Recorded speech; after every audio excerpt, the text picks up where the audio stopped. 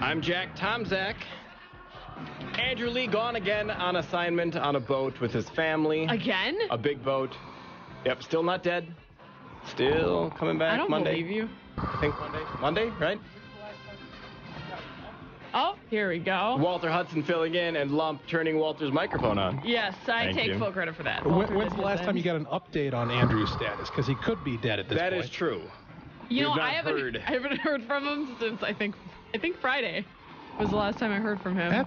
That's a long period of time during which he could have passed away. That's true. Well, I just Gone assume overboard? if someone's not in front of me, I just assume they're dead anyway. So it was really nice to see you, Walter. Hey, always glad to come back from your low expectations. It helps to understand how you think of people when they're not here. Just when people show up and Lump just gives them a hug, it's like, thank God.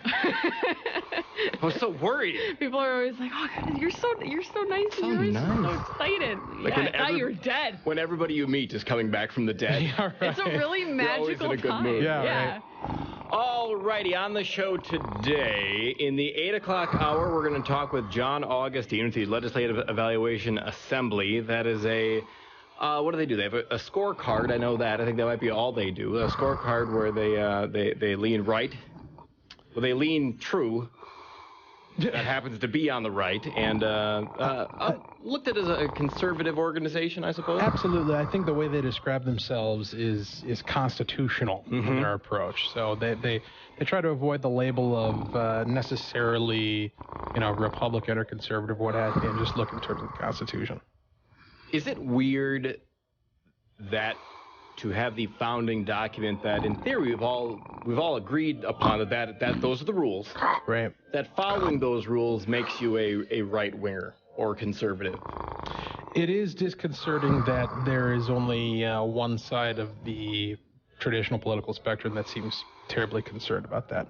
It was a debate in 2000, I think. Yeah. Rod Graham's re-election that I worked on, there was a debate at the U, and I forgot who the Constitution Party candidate was, but his answer for everything was, well, it's not the Constitution. Right. So I guess we're not doing that. I'm like, right. You're right, man. Right. Whose name I can't remember. Yeah, right. So, John Augustine from the Legislative Evaluation Assembly in at 8. After that, Ryan Williams Verdin. 3 names, it's got to be good. Well, it can only go one way. You don't want to be known for as a 3-named person. This doesn't usually. Well, there's no hyphens in there, so that's promising.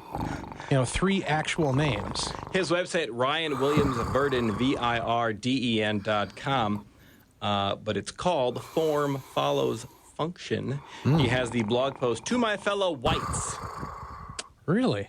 That's the best way to start a blog. Is that a rallying cry for racial unity? I don't understand. Well, typically on a blog, right, that starts out, To My Fellow Whites, it's super on the other side. Well, yeah, supremacist. Literally anything could follow that opening.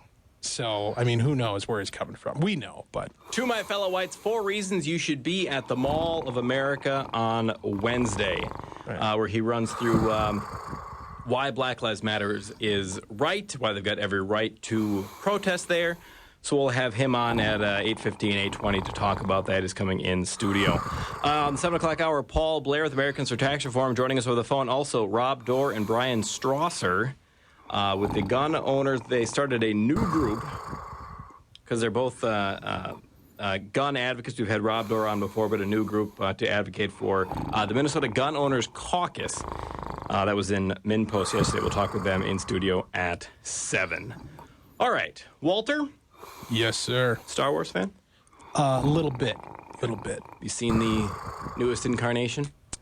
3 times. Already? Yes. 3 times? I know people who saw it that Thursday, that Friday, that Saturday, and that Sunday. Yeah, I'm not that crazy. I'm only a 3-time guy. Mm-hmm. I only saw it the once, and I didn't love it. Fair enough. But what do you love, Jack? My children. In all honesty. That's about it. But I also, and I said this before on the show, I didn't love Dumb and Dumber the first time I saw it, and Sure. I didn't love the new Superman Man of Steel movie the first time I saw it. Yeah. Both of those have completely changed my mind and have seen the light. I'll tell you, the first time I saw it, I liked it. There's never been a point at which I didn't like it in my viewings, but I do like it more the more that I see it. Okay. There's a whole lot that's crammed into it. It's a very fast-paced movie that's trying to cram, 30 years of backstory and what's happening right now into a 2-hour movie, and so it moves quickly. And on subsequent viewings, you're able to unpack that a little bit more. And You don't think it was just a remake of Episode 4, A New Hope? no, So no, thus just another hope, I suppose. no. I would have called it another hope. Certainly, there are thematic connections to the original movie and the original trilogy, but there have always been thematic connections in Star Wars. Sure. It's kind of part and parcel of what it is.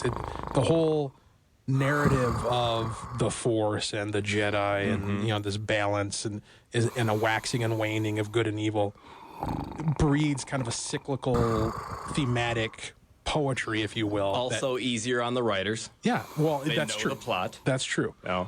But it's not like a plot point by plot point remake where this happens and then this happens and then this happens exactly the way you've seen it before.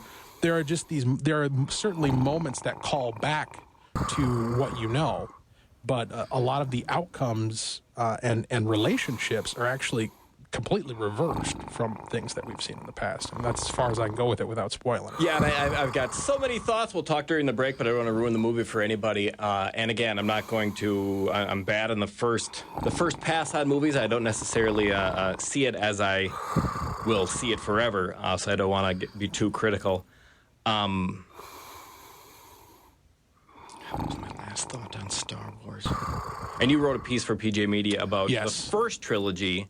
Episodes 4, 5, and 6 about Luke Skywalker's radicalization. Yeah, so there's this meme that's been going around and it's been propagated. There was an article in Reason.com, and it's been traveling in libertarian circles comparing the plot of the original Star Wars 1977, A New Hope, to the radicalization of young Muslim men in the Middle East. And we will make our listeners wait through a commercial break and then come back. It's called a tease in the business to hear your thoughts on that. Plus, of course, we'll do a little news bag.